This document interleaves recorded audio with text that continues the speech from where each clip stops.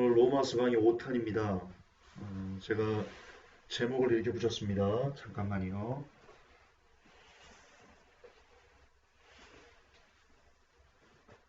너무 높은 찬양을 하다 보니까 어, 몸에 열이 생겼습니다. 야, 제목을 이렇게 붙였습니다. 피가 끓는 이름, 피가 끓는 이름, 복음. 왜 제가 이 제목을 붙였는지 다 끝나고 나면 여러분 이해가 되실 겁니다.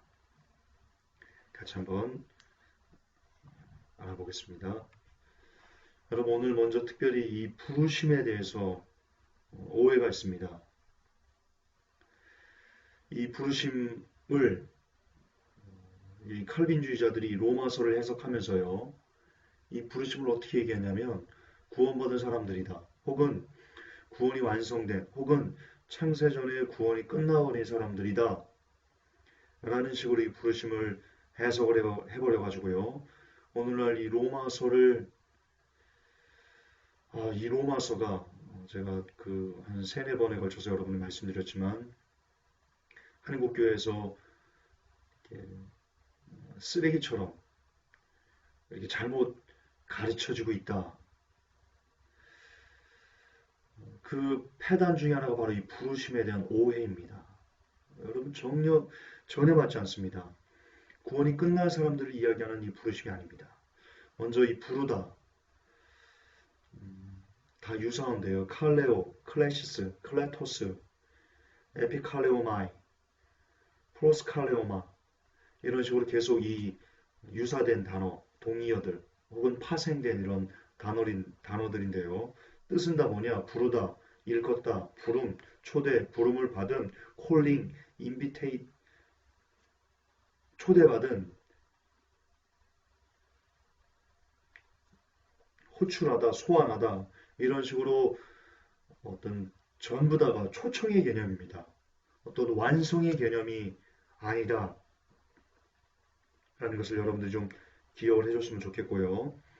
자, 오늘도 마찬가지입니다. 로마서 1장 7절을 우리가 볼 건데요. 7절부터 볼 건데요.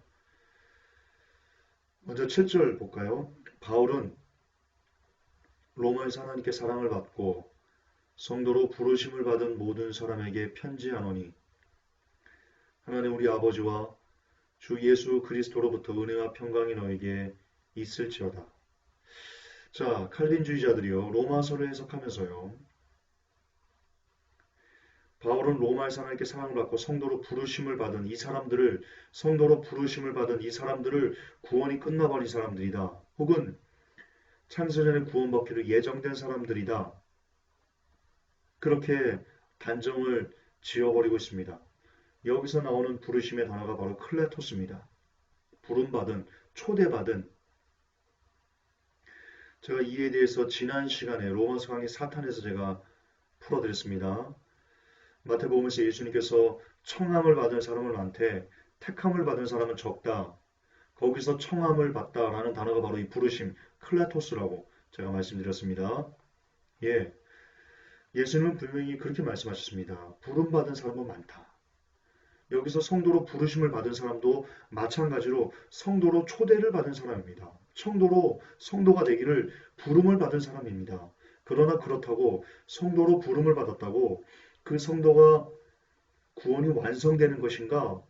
예수님은 그렇게 말씀하지 않습니다. 성도로 부름받은 사람들 중에 그 가운데 예복을 입지 않은 사람들은 밖에 나가 쫓겨날 것이다. 버림을 당할 것이다. 이 성경은 그렇게 이야기하고 있습니다. 에베소서 4장 1절에서도 그 단어가 나옵니다. 그러므로 주 안에서 갇힌 내가 너희를 권하노니 너희가 부르심을 입은 부름에 합당하게 행하여 이렇게 얘기하고 있는데요. 여기서 나오는 부르심을 입은 부름에 쓰이는 이 단어가 칼레오입니다. 뜻은 부르다, 초대하다 역시 클레토스랑 똑같은 뜻입니다. 근데 사도 바울이 지금 뭐라고 얘기합니까? 부르심을 입은 부름에 합당하게 살아라. 여기에 무슨 조건이 붙어 있는 겁니까? 만약 너희들이 부르심에 합당한 그 부름에 합당한 삶을 살지 못하면 너희들 큰일 난다. 라는 조건적인 의미가 이것에 있는 겁니다. 여러분 잘 묵상해 보십시오. 또한 베드로서 1장 10절에도 그 단어가 나옵니다. 그러므로 형제들아 더욱 힘써 너희 부르심과 택하심을 굳게 하라. 너희가 이것을 행한즉 언제든지 실족지 아니하리라. 자, 하나님께서 우리를 부르셨습니다. 그리고 성도로 여기서 택하다, 나중에 제가 베드로후서도 똑같이 이 칼빈주의자들이 얘기하는 택하심에 대해서 말씀을 드릴 건데요. 예, 성도가 될 수 있도록 하나님께서 부르시고 그리고 창세전에 우리들을 교회라는 공동체를 택하신 거다. 나중에 더 자세하게 제가 풀어드릴 건데요. 어쨌든 지금 부르심만 좀 집중하시면 됩니다. 여기서 부르심이 클래시스입니다. 부름, 콜링 뜻입니다. 그런데 지금 베드로 사도가 뭐라고 얘기합니까? 부르심을 굳게 하지 않으면 하나님께서 너희를 부르시고 교회 공동체로 너희를 구원하시기 위해서 택하신 그것들을 너희들이 굳게 붙잡지 않으면 그리고 그것을 너희들이 부르심에 합당하게 행해야지만 언제든지 실족하지 않을 것이다. 만약에 하나님께서 우리를 부르심에 그 합당한 삶을 그 굳은 믿음을 버리고 우리가 그것을 그 부르심에 합당하게 삶을 살아내지 못하면 언제든지 너희들은 실족할 것이다. 버림받을 것이다. 베드로 사도가 그렇게 이야기하고 있습니다. 또 하나 빌립보서 3장 14절을 보면요. 표대를 향하여 그리스도 예수 안에서 하나님이 위에서 부르신 부름의 상을 위하여 쫓아가노라 라고 사도 바울이 이야기합니다. 여기서 부르신 부름은요. 클래시스입니다. 역시 부름 콜링입니다. 근데 사도 바울이 지금 뭐라고 얘기합니까? 표대를 향해서 내가 예수님 안에서 하나님께서 나를 부르신 그 부름의 상을 위해서 내가 열심히 쫓아간다. 그 부름에 합당한 삶을 살기 위해서 내가 열심히 쫓아간다. 달려간다. 여러분 여기서 사도 바울이 상을 얻기 위해서 상을 위하여 쫓아간다라고 얘기했는데요. 이 상이 브라베이온입니다. 이것은 브라뷰스라는 그 단어에서 유래했는데요. 이 브라뷰스가 뭐냐면 심판, 심판에서 혹은 심판자에게서 그런 뜻입니다. 따라서 이 상, 브라베이온은요, 심판자로부터 상을 얻기 위해서 그 심판자로부터 상이 주어지는데 어떤 상이냐면 우리가 심판자 앞에서 혹은 심판을 염두에 두고 치열한 투쟁을 한 후에 받게 되는 상을 얘기하는 단어입니다. 브라베이온이.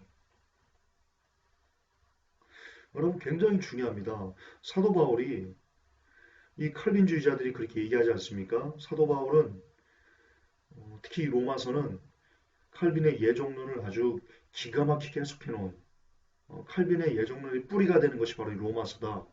그리고 사도 바울이다. 그렇게 이야기하는데요. 지금 사도 바울은 빌립보에서 이렇게 얘기하고 있습니다. 부르신 부름의 상을 위해서 내가 참 치열하게 산다. 그 상을 얻기 위해서. 그것을 위해서 내가 분투한다. 이게 무슨 뜻입니까? 사도 바울은요. 누차 계속 나오지만요. 복음을 전한 후에 내가 버림을 받을까 두려워서 늘 자기 몸을 쳐서 복종했던 사람입니다. 근데 칼빈의 예정론의 핵심이 뭡니까? 창세전에 구원받았어. 이제 이번 주하고 다음 주 한 두 번에 걸치면 이제 그 칼빈의 예정론 5대 예정 교리 그것을 제가 다 분해를 해서 여러분들에게 드릴 건데요. 거기에 보면 또 해당하는 내용들이 나옵니다.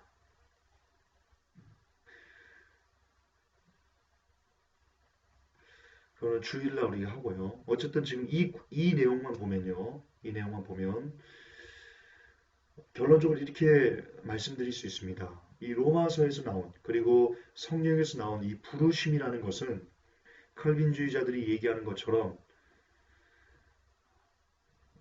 나아가 오늘 한국교회가 그리고 목사님들이 여러분들에게 이야기한 것처럼 부름이 구원이 아니오시다. 부름이 구원의 완성이 아니오시다. 이것은 너무나 명명백백한 성경에서 가르쳐주는 증명들입니다. 증거들입니다.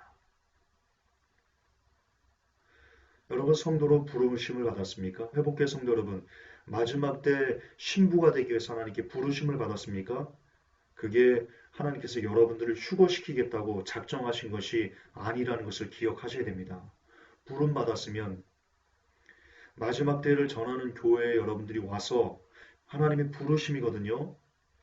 누구나 다 마지막 때를 준비하기를 원하시고 계십니다. 그러시니까 하나님께서 자연의 징조, 세상의 징조, 그리고 경제의 징조를 이렇게 끊임없이 쏟아내는 것이겠죠. 그 콜링에 반응해서 여러분들이 왔습니다. 그렇다고 여러분들의 구원의 완성이 휴거의 완성이 되는 것이 아니라는 것을 기억하셔야 됩니다. 그 콜링에 반응하고 오셨으면 이제 마지막 시대에 합당한 성도로서의 열매를 그런 삶을 맺으셔야 됩니다. 그렇습니다. 부르심은 끝이 아닙니다. 이것은 대단히 중요합니다. 부르심은 끝이 아닙니다. 부르심은 시작입니다. 침대는 과학이 아니야 이런 거 얘기하는 거 아닙니다. 침대는 가구가 아니야 이런 거 얘기하는 거 아닙니다. 부르심은 끝이 아닙니다. 부르심은요 다음이 중요합니다. 자 로마서 1장 8절에서 이렇게 얘기하거든요. 사도 바울이 먼저 너희 모두로 인하여 예수 그리스도를 통해 나의 하나님께 감사하노니 이는 왜 사도 바울이 감사하냐면요. 지금 로마 교인들에게 로마에서 크리스찬이 된 그런 사람들에게 이렇게 얘기합니다. 내가 너희 모두 때문에 감사해. 근데 내가 왜 감사하냐면 너희의 믿음이 온 세상에 두루 전하여졌기 때문이야. 무슨 말이냐? 그들이 로마에 있는 크리스찬들이요. 그들이 받은 그 믿음을 정말 힘을 다해서 복음을 전하는 그런 사람들로 살아가는 것을 보니까 사도 바울이 그것 때문에 내가 참 기쁘다. 그렇게 얘기하는 겁니다. 그렇게 얘기하는 겁니다. 우리는 부름을 받았습니다. 그 이유는요, 복음을 전하기 위해서입니다. 회복회 성도 여러분, 특별히 여러분들 마지막 시대를 준비하는 교회로 부름을 받으셨습니까? 하나님께서 여러분을 마지막 시대를 전하는 교회로 불러주신 그 부름에 이유가 있습니다. 이유가 있습니다. 그냥 여러분들 마지막 때 신부준비 잘해서 알콩달콩 살다가 하나님 나라에 와. 그것 때문에 하나님께서 여러분을 부르셨나요? 오늘 로마서 1장 8절에 얘기합니다. 이는 너희의 믿음이 너희가 가지고 있는 그 믿음이 온 세상에 두루 전하여졌기 때문이야. 그래서 내가 감사해. 너희들이 받은 그 믿음을 온 세상에 두루두루 전하는 삶을 살기 때문에 내가 하나님께 너무나 감사해. 이게 부름을 받은 사람의 합당한 열매입니다. 또한 바울이 감사한 복음이란 이런 겁니다. 이런 겁니다. 13절에 형제들아 이제 나는 너희가 이것을 모르기를 원치 아니하노니 곧 내가 너희 가운데서도 다른 이방인들 가운데서처럼 어떤 열매를 얻기 위해 여러 번 너희에게 가고자 하였으나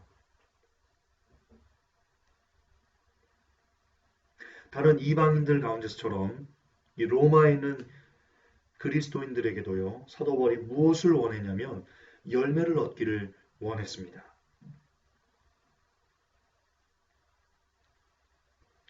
그러므로 우리는 이 8절과 그리고 13절을 같이 우리가 보았을 때 하나님께 열매를 드리는 하나님께 열매를 맺는 그 복음이 하나님께 드려지는 유일한 복음이다.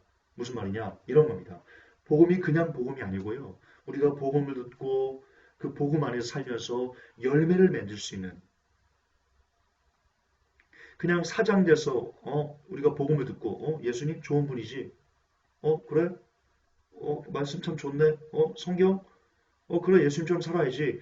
라고 이렇게 이해하고는, 그렇게 머리로 이해하고 끝내버리는 것이 아니고, 예수님께서 이렇게 말씀하셨어? 야, 우리가 사람과 사람 사이의 관계에서 이렇게 서로 섬겨야 된다고 하는 거야? 아, 이게 크리스천이란 말이지. 아, 이게 복음이라는 거야? 아, 그럼 이 복음에 합당하게, 내가 내 자녀들에게 함부로 막 하려고 하다가도 야 이거 주님이 이거 그러지 말라고 그랬는데 안 해야 되겠다 라고 하면서 그렇게 내 삶이 바꿔지는 것, 내 삶이 하나님께서 원하시는 그런 그 복음에 합당한 사람으로 열매를 맺어가는 것, 그것이 하나님께서 드려주는 유일한 복음이라는 겁니다. 그것이 사도 바울이 감사할 수 있는 하나님께 감사했던 복음이라는 겁니다. 다시 말해서, 어, 아까 사도 바울이 너희들이 가지고 있는 그 믿음이 온 세상에 전파되기 때문에 내가 하나님께 감사한다라고 얘기를 했는데요. 근데 13절에서는 이방인들 가운데서처럼 어떤 열매를 얻기를 위해서 너희에게 가고자 했다라고 얘기를 합니다. 자, 이것을 같이 이야기를 하면요. 복음이란 무엇이냐?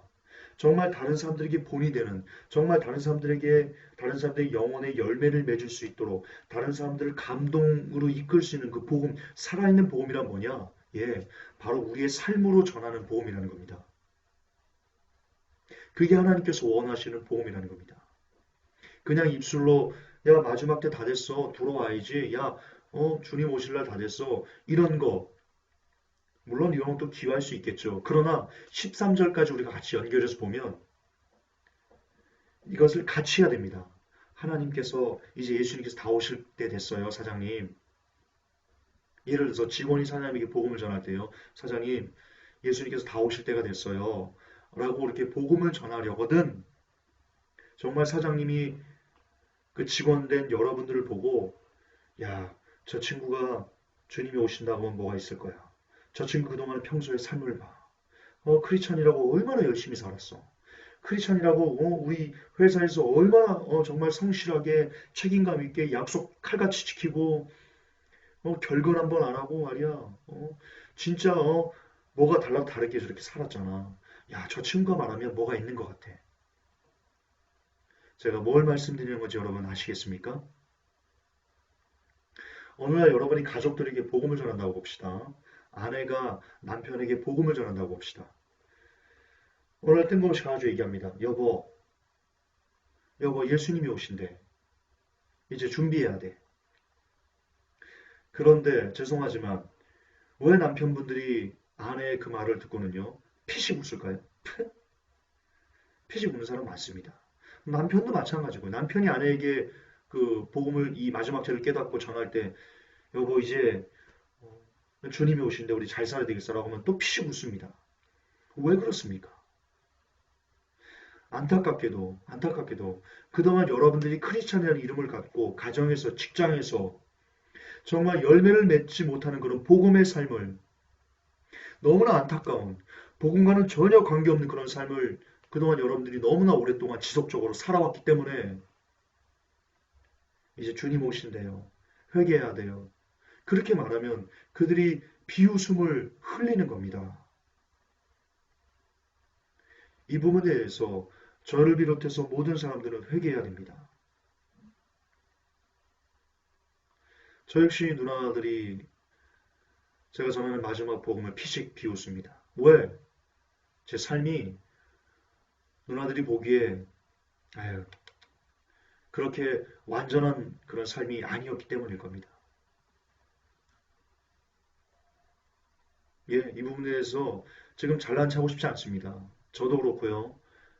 이 설교를 듣는 모든 사람들은요, 우리 모두 다 하나님 앞에 철저하게 엎드려져야 할 겁니다. 그동안 우리가 너무나 열매 없이 그냥 복음이라는 것을 길바닥에 던져버렸던 우리의 삶을 진지하게 회개해야 될 것입니다. 그리고 이제부터라도 가족들에게 그리고 직장에서 그리고 뭐 여러분의 그 속해 있는 어떤 공동체에서 그리고 또한 성도와 성도끼리도 정말 여러분이 우리가 삶으로 열매를 맺는 그 복음을 하나님께 드려서 그 열매를 맺는 삶과 함께 복음을 전할 때 이제 마지막입니다. 이제 주님이 오십니다. 라고 복음을 전할 때 그 복음이 진짜 힘있게 온 세상에 온누리에 떨쳐 울려 퍼지게 될 것입니다. 그러므로 부르심은 거듭 반복하지만 시작이지 끝이 아닙니다. 이제 부르심에 합당한 삶의 열매를 주께 드려야 되는데요. 그래야지 실족하지 않고 구원을 얻을 수 있는데요. 그 합당한 삶의 열매를 뭐냐? 첫째, 복음을 전하는 것입니다. 둘째, 삶의 열매를 맺는 것입니다. 셋째, 복음을 전하는 것과 삶의 열매를 같이 연합해서 삶의 열매를 맺으면서 더불어 복음을 전하는 것. 그것이 부르심에 합당한 삶의 하나님께서 성도로 하고 부르신 그 합당한 삶의 그 합한 하나님 마음에 합한 그런 구원받을 수 있는 믿음이 될 줄을 믿습니다. 여러분 14절을 봅시다. 14절. 나는 그리스도인이나 바바리안이나 지혜 있는 자나 지혜 없는 자에게 다 빚진 자니라. 여러분 사도 바울은 우리에게 이렇게 얘기하고 있습니다. 나는 복음의 빚을 졌다. 나는 복음의 빚을 졌어. 그래서 내가 이 복음을 전하지 않으면 내게 화가 임할 것 같아. 왜? 나는 빚을 졌고 나는 복음의 빚쟁이고 나는 복음의 채무자고 나는 채무자 채권자 관계가 갑자기 헷갈리는데요. 채무자가 맞죠? 나는 복음의 채무자고 따라서 이 복음의 빚을 내가 갚지 않으면 나는 멸망할 것 같아. 이런 거룩한 부담이 바울의 마음이 있었습니다. 그러나 오늘날 여러분들은 어떻습니까? 오늘날 한국교회는 어떻습니까? 과연 이 복음을 빚으로 여기고 있습니까? 아니면 당연히 우리가 받아 누려야만 하는 특권으로 그렇게 해석하고 있습니까? 안타깝게도 우리는 한국교회는 그리고 여러분들은 저 역시 지금까지 살아오면서 복음을 빚으로 여겨본 적이 거의 없습니다. 그죠? 그동안 너무나 오랫동안 칼빈주의에 길들여져 있어가지고 창세전에 나를 하나님께서 택하셨지. 나를 사랑하셨지. 당신은 사랑받기 위해 태어난 사람. 이런 노래만 계속 흥얼흥얼 거리다 보니까 오늘날 빚으로 우리의 마음에 거룩한 부담으로 새겨져야 될 그 복음이요. 그냥 단순히 우리가 즐길 수밖에 없는, 우리를 기분 좋게 하는, 그 안에서 마음껏 잔치를 누려도 되는, 마음껏 축배를 터트려도 되는, 그렇게 우리가 복음을 즐기는 사람들로 되어버렸습니다. 칼빈주의 때문입니다. 그 칼빈 때문입니다. 그 악한 놈 때문입니다.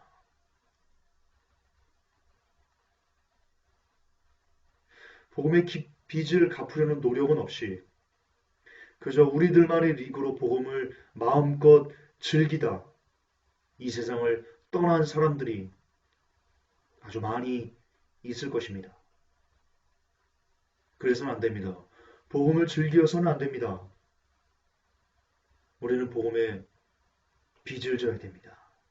사도 바울의 마음이 고스란히 우리에게 전해져야만 합니다. 로마서를 여러분들이 공부한다면 반드시 그러셔야만 합니다. 그렇습니다. 우리는 모두 복음의 빚을 진 사람들입니다. 그러면 이 복음의 빚을 갚으려면 어떻게 해야 됩니까? 15절, 16절에 그러므로 내가 내 안에 있는 분량대로 나는 로마에는 너희에게 복음을 선포할 준비가 되어 있노라. 내가 그리스도의 복음을 부끄러워하지 아니하노니 이는 그 복음이 믿는 모든 자를 구원에 이르게 하시는 하나님의 권능이기 때문이라. 여러분 사도 바울은요.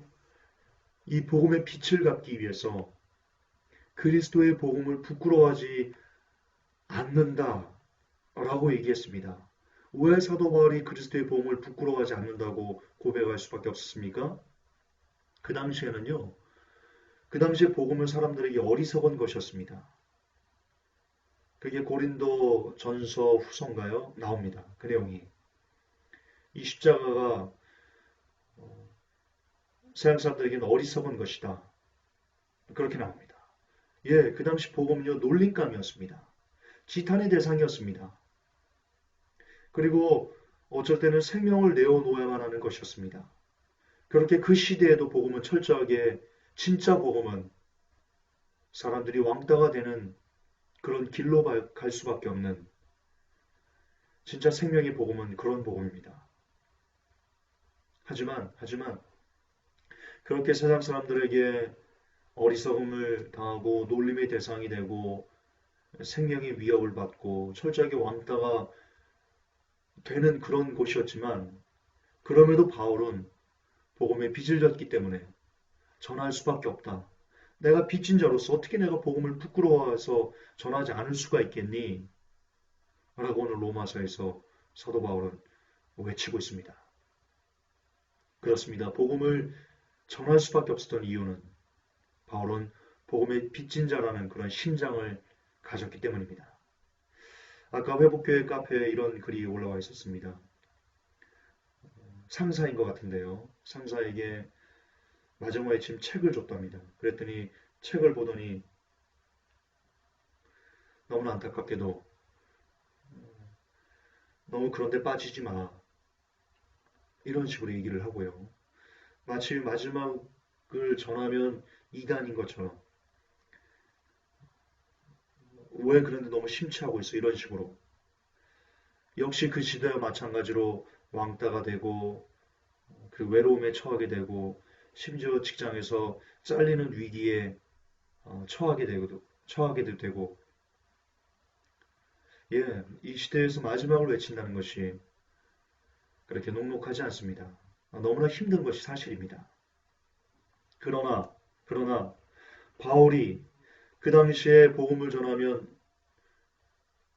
철저하게 왕따가 됨에도 불구하고 복음을 전했던 그 이유가 복음의 빚진 자라는 심장을 가졌기 때문이듯이 이 시대에도 우리가 마지막을 전하고 교회에서 칼빈이 아니다, 뭐 번영신학이 아니다, 신사도가 아니다 이런 것들을 전하면서 그 전하는 것에 대한 그 결과들이 역시 초대교회 때처럼 왕따로 그리고 철저하게 외로움으로 나아가 생명을 내어주는 그런 위기에 처하게 될지라도 우리가 그럼에도 불구하고 마지막 때 마지막을 전할 수밖에 없는 그 단 하나의 이유는 우리도 역시 복음에 빚을 진 사람들이기 때문입니다. 따라서 여러분들이 마지막을 전하면서 사람들이 나를 어떻게 볼까 부끄러워해서 여러분들이 전하지 못한다면 죄송하지만 여러분들은요 지금 복음을 즐기고 있는 사람들이다. 절대로 복음의 빚진 자라고 여러분 할 수 없다. 우리가 진 복음의 빚은요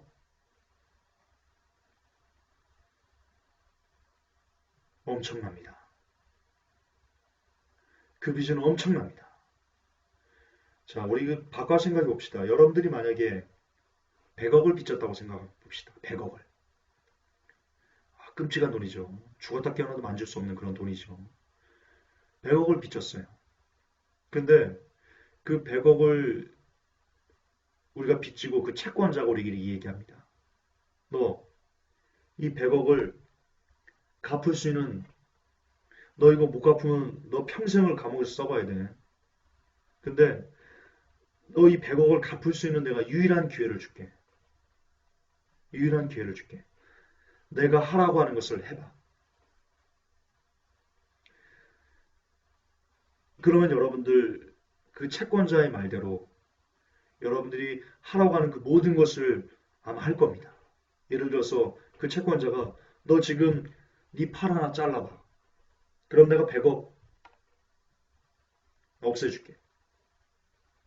아마 그러면 그런 무리한 명령을 한다고 할지라도요. 여러분들이 그 100억을 갚을 수만 있다면 정말 이 악물고 이 팔에다가 마취제를 놔서라도 여러분이 팔을 한 짝 잘라서 채권자에게 주고 100억을 상쇄할걸요? 여러분들이 그럴걸요? 우리가 그럴걸요? 그런데 우리가 진 보험의 빚은요. 100억 따위가 아닙니다. 1000억 아닙니다. 10,000억 아닙니다. 10만억 아닙니다. 도저히 이 세상에서 값으로 매길 수 없는 너무나 커다란 빚을 우리는 지었습니다. 그 빚은 예수 그리스도의 십자가입니다.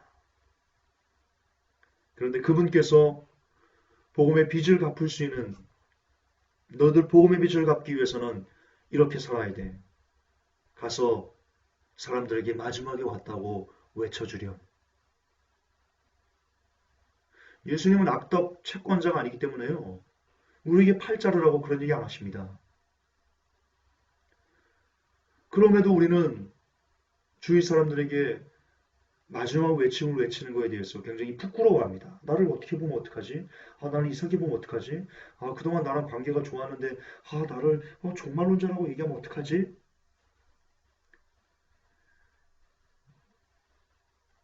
죄송하지만 그런 마음을 품고 담대하게 마지막을 외치지 못하는 여러분들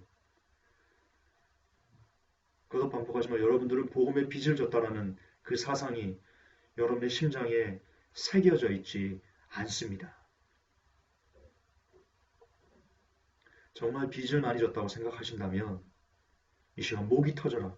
심장을 찢는 마음으로 예수님이 다 오셨습니다. 여러분 돌이키셔야 됩니다. 그런 외침을 외쳐야 될 것입니다. 그게 진짜 복음의 빚을 가진 사람이 이 땅을 살아가는 삶의 방법일 것입니다. 그렇습니다. 복음의 빚을 졌다면 외쳐야 됩니다. 왕따가 되어도 누가 미쳤다고 해도 심지어 죽인다고 해도 정말 여러분들이 복음의 빚을 졌으면 그것을 가슴에 새긴 여러분들이라면 바울처럼 복음을 위해 믿음의 선배들처럼 복음을 위해 이런 삶을 사는 것 역시 감내해야만 할 것입니다. 사도행전 같은데요. 제가 몇 장을 안 갖고 왔는데요. 유대인들에게 40이 하나 감한 매를 5번 맞았으며 3번 태장으로 맞고 1번 돌로 맞고 3번 파선하는데 일주야를 기품에서 지냈으며 여러 번 여행에 강의 위험과 강도의 위험과 동족의 위험과 이방인의 위험과 시내의 위험과 광야의 위험과 바다의 위험과 거짓 형제 중에 위험을 당하고 또 수고하며 애쓰고 굶고 춥고 헐벗어노라.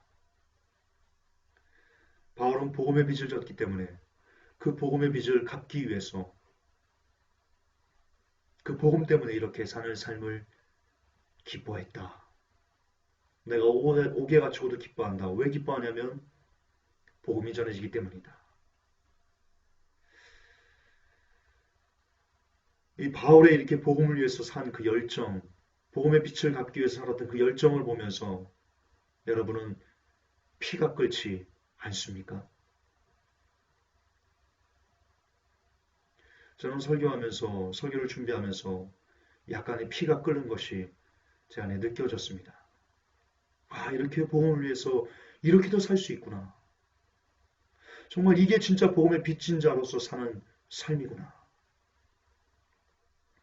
또 복음의 빚을 졌던 우리 믿음의 선조들 히브리서에 이렇게 기록하고 있습니다.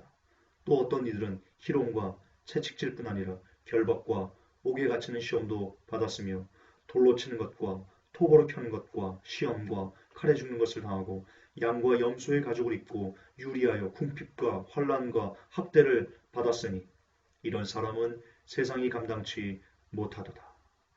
할렐루야. 우리 믿음의 선조들이 복음의 빚을 졌습니다. 복음의 빚을 졌다는 것을 심장에 새겼습니다. 그리고 그들이 복음의 빚을 졌다는 것을 심장에 새기자 그들이 어떻게 삶을 살았습니까?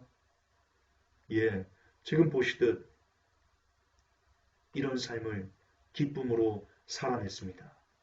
이런 사람은 세상이 감당치 못합니다. 할렐루야. 이것이 진짜 복음의 빚을 진 사람들의 삶입니다. 오늘날 우리는 반성해야 됩니다.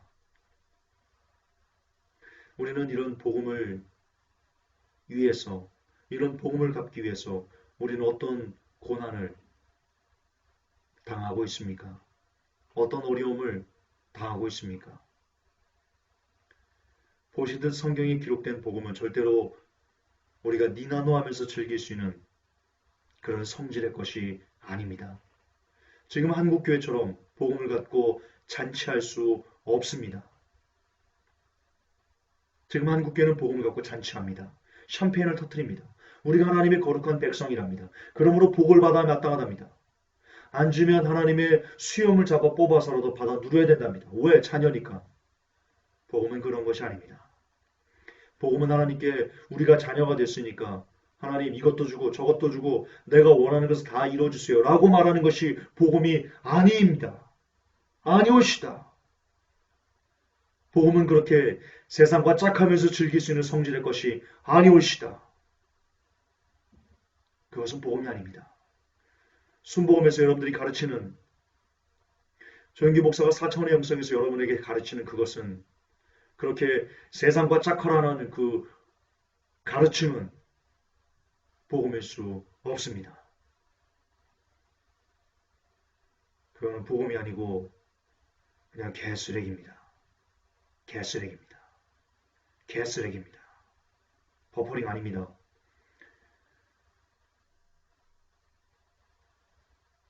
정말 목청을 다해서 개쓰레기라고 외치고 싶습니다. 세상과 짝하라고, 세상을 즐기라고 예수님은 우리를 위해서 십자가 지신 적이 없으십니다. 이제 진짜 복음을 경험해야 할 때입니다.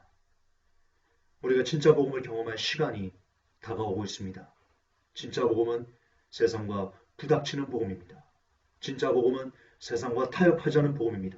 진짜 복음은 세상에 대해서 경건치 못한 것에 대해서 심판이 임할 것이라고 외치는 비나스의 분노 같은 것입니다.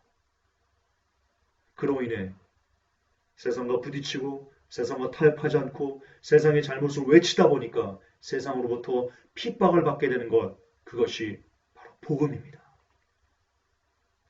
우리는 그동안 이 진짜 복음에 눈이 가리워져 있었습니다. 하나님의 사랑 타령에, 사랑 놀이에 우리가 빠져서 복음이 아닌 것을 복음이라고 끌어안고, 분명히 사도 바울은 다른 복음을 전한 자는 저주를 받을 것이다 라고 했는데, 세상과 짝화라고 우리가 하나님의 자녀니까 마음껏 받아 누릴 자격이 있다고 말하는 것이 바로 저주받을 다른 복음입니다.